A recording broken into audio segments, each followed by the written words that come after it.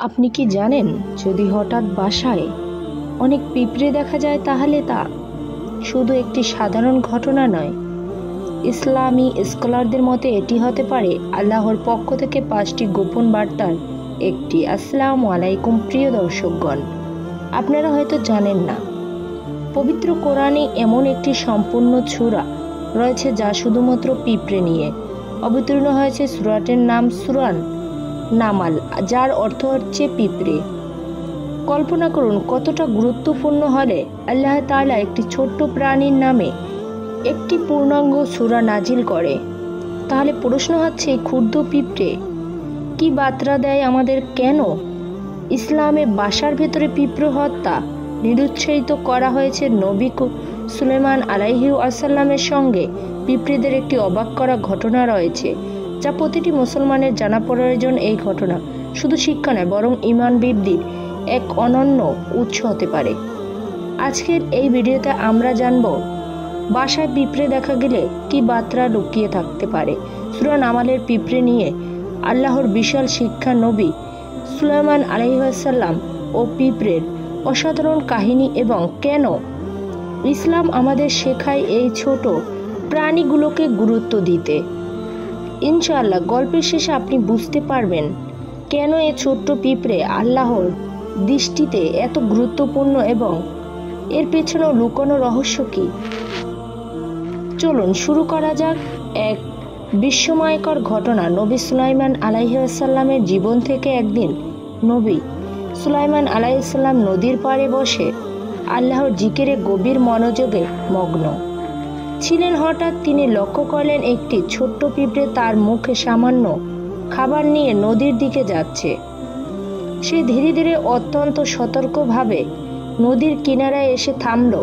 নবী সুলাইমান আলাইহিস সালাম আগ্রহ ভরে সে দৃশ্য অবলোকন করেছিলেন। ঠিক তখনই নদীর পানি থেকে হঠাৎ একটি ব্যাঙ ভেসে উঠল এবং ধীরে ধীরে তার মুখ খুলল। আর অবাক করার মতো ভাবে পিঁপড়েটি একেবারে শান্তভাবে সেই ব্যাঙের মুখের ভিতরে ঢুকে গেল। আপনি হয়তো ভাবছেন, ব্যাঙটি এবার পিঁপড়েটিকে খেয়ে ফেলবে। নবী সুলাইমান আলাইহিস সালামের মনেও প্রথমে তেমনটাই আশঙ্কা জেগেছিল, কিন্তু পরবর্তী দৃশ্য ছিল আরও বিস্ময়কর। ব্যাঙটি মুখ বন্ধ করে পানির নিচে ডুবে দিল। নবী সুলাইমান আলাইহিস সালাম গভীর মনোযোগে পুরো ঘটনাটি পর্যবেক্ষণ করলেন। কিছুক্ষণ পর ব্যাঙটি আবার পানির নিচ থেকে ভেসে উঠল এবং তার মুখ খুলল। সেই একই পিঁপড়েটি যখন নিরাপদের বাইরে এসে পড়ল, তবে এবার নবী সুলাইমান আলাইহিস সালাম খেয়াল করলেন পিঁপড়েটির মুখে থাকা খাবারটি আর নেই। এখানে মনে রাখতে হবে, নবী সুলাইমান আলাইহিস সালাম ছিলেন সেই বিশেষ নবী যাকে আল্লাহ তাআলা প্রাণী, পোকামাকড়, এমনকি গাছপালার ভাষাও বোঝার ক্ষমতা দান করেছিলেন। তিনি পিঁপড়েটিকে জিজ্ঞেস করলেন, আমি দেখলাম তুমি মুখে খাবার নিয়ে ব্যাঙের মুখে প্রবেশ করলে এবং এখন ফিরেছ, কিন্তু তোমার মুখের খাবার নেই। আসলে ভিতরে কি ঘটেছিল? পিঁপড়েটির বিনয়ের সঙ্গে জবাব দিল, হে আল্লাহর প্রিয় নবী, আমি প্রতিদিন নদীর নিচে একটি পাথরের নিচে যাই। আল্লাহর কুদরতের এক অনন্য নিদর্শন। পিঁপড়ে, ব্যাঙ এবং সেই অদৃশ্য পোকা। পিঁপড়েটি নবী সুলাইমান আলাইহিস সালামে বিনয়ের সঙ্গে বলতে লাগলো, হে আল্লাহর নবী, নদীর নিচে এক পাথরের নিচে একটি ছোট্ট কৃমি বাস করে। আল্লাহ তাআলা তাকে এমন এক জায়গায় সৃষ্টি করেছেন যেখানে সে নিজে চলতে পারে না, এমনকি নিজের খাবার জোগাড় করাও তার পক্ষে অসম্ভব। সে বাইরেও আসতে পারে না। পিঁপড়েটি বলল, আল্লাহ আমাকে প্রতিদিন তার জন্য খাবার পৌঁছে দেওয়ার দায়িত্ব দিয়েছেন, আর দায়িত্ব পালনের জন্য আমি নিরাপদে পৌঁছতে পারি সেজন্য তিনি একটি ব্যাঙকেও নিয়োজিত করেছেন। আমাকে মুখে করে পানির নিচে নিয়ে যায়। আমি যখন পাথরের নিচে পৌঁছাই তখন মুখে রাখা খাবারটি সেই ক্ষুদ্র কৃমিটির সেটা খেয়ে পরিপূর্ণ তৃপ্ত হয়। এরপর ব্যাঙটি আবার আমাকে নিরাপদে নদীর তীরে ফিরিয়ে নিয়ে আসে। নবী সুলাইমান বিস্মিত হয়ে জিজ্ঞেস করলেন, তুমি যখন ওই কৃমিটিকে খাবার দাও তখন সে কি কিছু বলে? পিঁপড়েটি বলল, জি হ্যাঁ, আল্লাহর রাসূল সবসময় একটি কথা বলে যা শুনলে হৃদয় কেঁপে ওঠে। সে বলে, রহমতশীল ও রিজিকদাতা আল্লাহ, যিনি আমাকে গহন পানির নিচেও ভুলে যাননি, তিনি কিভাবে সেই মানুষ জাতিকে ভুলে যাবেন যাদের তিনি নিজের হাতেই সৃষ্টি করে শ্রেষ্ঠত্ব দিয়েছেন। এই কথা শুনে নবী সুলাইমান আলাইহিসসালাম আবেগে বিহ্বল হয়ে গেলেন। সত্যি আল্লাহর রহমত কত বিশাল। তিনি তার কোনো সৃষ্টি যতই ছোট বা লুকানো হোক না কেন, তাকে রিজিক দিতে কখনো ভুলে যান না। আরও একটি ঘটনার কথা বলা আছে পবিত্র কোরআনে। একদিন নবী সুলাইমান আলাইহিসসালাম তার বিশাল বাহিনী নিয়ে অগ্রসর হচ্ছিলেন। ঠিক তখনই একটি পিঁপড়ে আশেপাশের পিঁপড়েগুলোকেও সতর্ক করে বলল, হে পিঁপড়েরা, তোমরা দ্রুত নিজেদের গর্তে ঢুকে পড়ো, না হলে সুলাইমান আলাইহিসসালাম এবং তার বাহিনী তোমাদের অজান্তেই পিষে ফেলবে। নবী সুলাইমান আলাইহিসসালাম সেই পিঁপড়ের কথা শুনলেন এবং মুস্কি হেসে আল্লাহর কাছে শুকরিয়া আদায় করে বললেন, হে আমার প্রভু, আপনি যেহেতু আমাকে এই ক্ষুদ্র প্রাণীর ভাষা বোঝার ক্ষমতা দিয়েছেন, অনুগ্রহ করে আমাকে আপনার সৃষ্টি জাতির প্রতি সদাচরণ ও ন্যায়পরায়ণ থাকার তৌফিক দিন। প্রিয় দর্শক, এই ঘটনাগুলো আমাদের একটি গভীর শিক্ষা দেয়। আল্লাহ তাআলা কারো রিজিক দেওয়া থেকে বিরত থাকেন না। যত ছোট, দুর্বল, অজানা হোক না কেন, কোনো প্রাণী তার রিজিকের ব্যবস্থা আল্লাহই করেন। কখনো একটি পিঁপড়ের মাধ্যমেও, কখনো একটি ব্যাঙের মাধ্যমে। ইসলামী পণ্ডিতদের মতে যদি কোনো ঘরে হঠাৎ নিয়মিত পিঁপড়ে দেখা যায়, সেটি হতে পারে আল্লাহর পক্ষ থেকে একটি ইশারা, বরকতের এবং রিজিকের আগমনের নির্দেশন। কেননা যেখানে পিঁপড়ে আসে অনেক সময় সেখানে আল্লাহর রিজিক বৃদ্ধি করে দেয়। আসুন আমরা আমাদের সৃষ্টিকর্তার এই অপার কুদরতের প্রতি বিশ্বাস রাখি আর তার প্রতি কৃতজ্ঞ থাকি। পিঁপড়ের উপস্থিতি বিরক্ত নয়, বরং বরকতের নিদর্শন।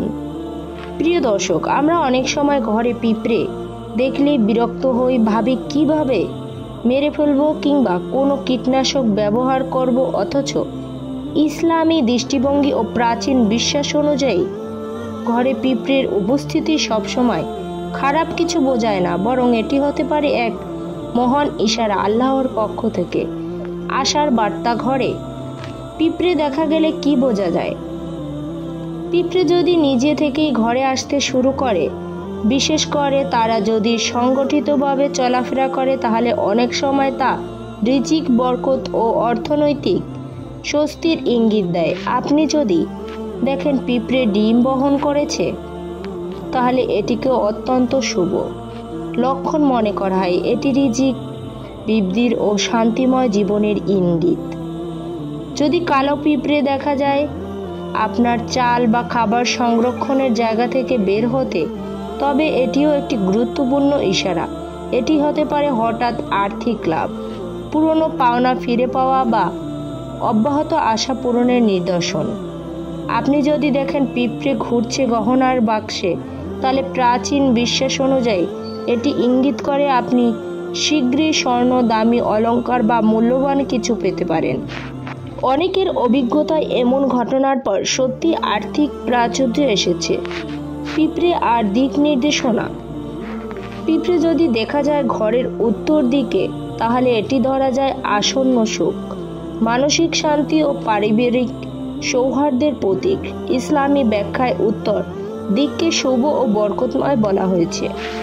আর যদি ঘরের পশ্চিম পাশে পিঁপড়ে চলাফেরা করতে দেখা যায়, তখন একে অনেক সময় ইঙ্গিত হিসেবে ধরা হয় বিদেশ ভ্রমণ, নতুন সুযোগ বা উন্নতি, ভবিষ্যতের শুরুর ইঙ্গিত।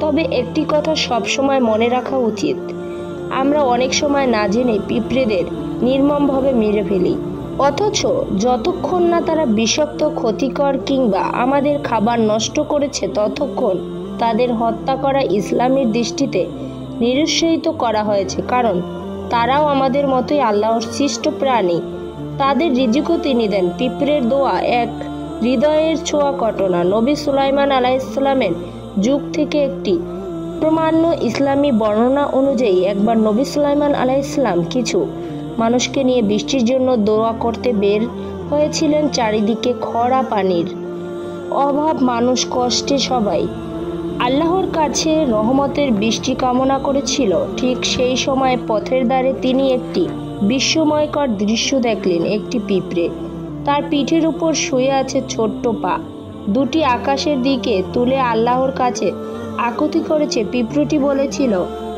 হে সকল জগতের পালনকর্তা, আমরাও তো আপনার সৃষ্টি, আমাদের বেঁচে থাকার অধিকার আছে। যদি আপনি বৃষ্টি না দেন তবে আমরাও অনাহারে মরে যাব। এই ক্ষুদ্র প্রাণীর হৃদয় ভাঙা দোয়া শুনে নবী সুলাইমান আলাইহিসসালাম বিহ্বল হয়ে পড়লেন। তিনি তার সাথীদের বললেন, চলুন, আমাদের আর এগিয়ে যাওয়ার প্রয়োজন নেই। আল্লাহর রহমত এই পিঁপড়ের দোয়ার কারণেই বর্ষিত হবে। আমাদের দোয়া অপেক্ষা। এই দোয়াটি আল্লাহর দরবারে কবুল হয়ে গেছে। প্রিয় ভাই ও বোনেরা, এই ঘটনা আমাদের এক মহান সত্যের দিকে নিয়ে যায়। আল্লাহর প্রতিটি সৃষ্টি হোক তা ক্ষুদ্র কিংবা বিশাল আকাশের তারা, তারা সবাই আল্লাহর জিকির করে, তাকে স্মরণ করে। আর আমরা তো সেই মানবজাতি যাকে আল্লাহ সবচেয়ে সম্মানিত করে সৃষ্টি করেছেন। তবু আমরা দুনিয়ায় মোহ, ব্যস্ততা আর ব্যর্থ আকাঙ্ক্ষায় এতটাই ডুবে আছি যে নিজের রবের দিকে তাকানোর পর্যন্ত সময় পাই না। আমরা ভুলে যাই কে আমাদের সৃষ্টি করেছেন, কে আমাদের রিজিক দেন, আর কে আমাদের দুঃখ দুর্দশা দূর করার একমাত্র মালিক। আসুন এখনই একটি দোয়া করি। হে আল্লাহ, আমাদের হৃদয়ে আপনার দিকে ফিরিয়ে দিন। এই দুনিয়ার মুখ থেকে আমাদের মুক্ত করেন। আমাদের এমন বান্দা বানান যারা সব সময় আপনার দিকেই ফিরে আসে। আপনি ছাড়া আমাদের কোনো উপায় নেই। আমাদের জীবনের সকল চাহিদা ও আশা কেবল আপনার কাছেই। আমাদের এমন বানিয়ে দিন যে আমরা সবসময় আপনার উপর ভরসা করি। আমিন ইয়া রব্বুল আলামিন।